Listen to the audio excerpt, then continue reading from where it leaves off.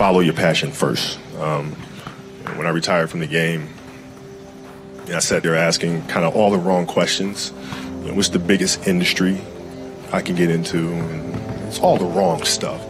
And you got to sit there and ask yourself, okay, what am I truly passionate about? What do I enjoy doing? And when you feel that way, honestly, you feel like you have never worked a day in your life. It's the most fun thing in the world. You get up in the morning excited about what you're doing. And you got to be really honest with yourself about it. If you wake up in the morning and you're dreading going to work, dude, do something else. Right. Do something else. And those are hard decisions to make. But when you make those decisions, it's a very liberating experience. And you find out that the rewards will come. I think the best way to prove your value is to work, is to learn, is to absorb, to be a sponge. But you always want to outwork your potential. As hard as you believe you can work harder than that. And that's what I tried to do when I first came in the league. But basketball is such a direct competition sport. And me coming in at 17, I hated when my teammates would say, I get hit with an elbow. Right? Shaq would hit me with an elbow in practice. And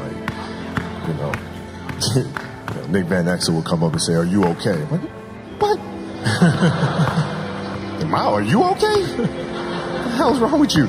So I always had that extra chip on my shoulder. So every day in practice for me was really trying to annihilate everybody that I was playing against. Because I wanted to prove you don't need to babysit me.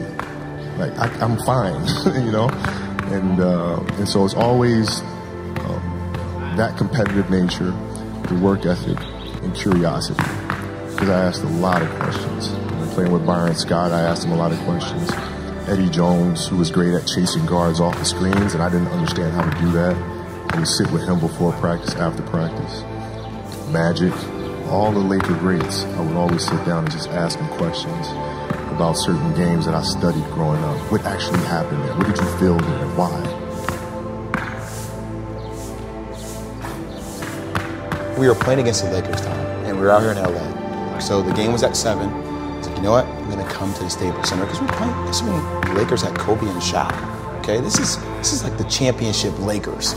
So I'm gonna get there at 3 o'clock, and I want to make sure I make 400 made shots before I go back into the room, and then I sit in the sauna and I get ready for it. So, get in the car, get to the gym, get there, and as I'm walking onto the court, who do I see? I see Kobe Bryant, already working out. So once I set my foot across that line, I started working out. And so I worked out for a good hour and a half. And when I came off, after I was done, I sat down, and of course I still heard the ball bouncing. I looked down, I'm like, this guy's still working out. He was working out, it looks like he was in a dead sweat when I got here. And he's still going. And it's not like his moves are nonchalant or lazy. He's doing game moves. I sit there and I unlace my shoes. I'm like, I want to see how long this goes. So I sit out there and watch 25 minutes. And he got done. I said, okay, I think I've seen enough. Go play, come back, get in the sauna, get ready for the game. That game, he drops 40 on us, okay? And after the game is over, I'm like, I have to ask this guy. I have to understand, why he works like that. Right. So after the game is over, I'm like, hey, Kobe, why were you in the gym for so long? He's like, because I saw you come in. And I wanted you to know that it doesn't matter how hard you work, that I'm willing to work harder than you.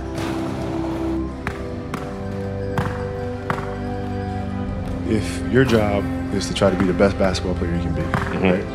To do that, you have to practice, you have to train. Right? You want to train as much as you can, as often as you can. So if you get up at 10 in the morning, train at 11, right? 12, say 12, train at 12. Train for 2 hours, 12 to 2. You have to let your body recover. So you eat, recover, get back out, you train, start training again at 6. Train from 6 to 8. And now you go home, you shower, you eat dinner, you go to bed, you wake up, you do it again. Right? Those are 2 sessions. Right? Now imagine you wake up at 3, you train at 4. You go 4 to 6, come home, breakfast, relax, now you're back at it again, 9 to 11.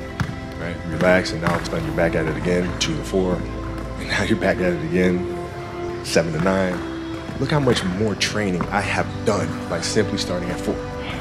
Right? So now you do that, and as the years go on, the separation that you have with your competitors and your peers just grows larger and larger and larger and larger and larger. And by year 5 or 6, doesn't matter what kind of work they do in the summer, they're never going to catch up because they're 5 years behind. Right? So it makes sense to get up and start your day early because you can get more work in. If I start earlier, I can train more hours. And I know the other guys aren't doing it because I know what their training schedule is. Right? So I know if I do this consistently over time, the gap's just going to widen and widen and widen and widen and widen, and they won't be able to get that back. So to me, it was just common sense. I'm like thinking, how can I get an advantage? Oh, start early. Yeah, let's do that.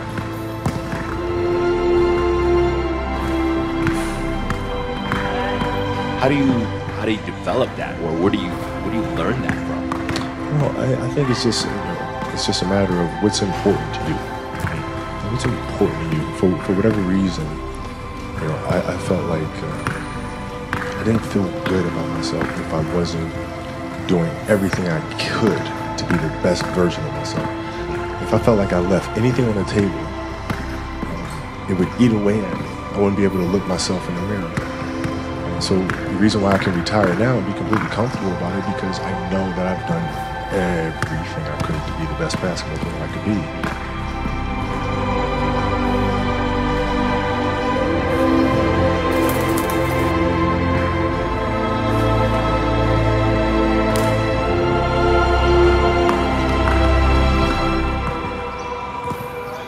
Absolutely beautiful, you guys. I can't believe it's come to an end.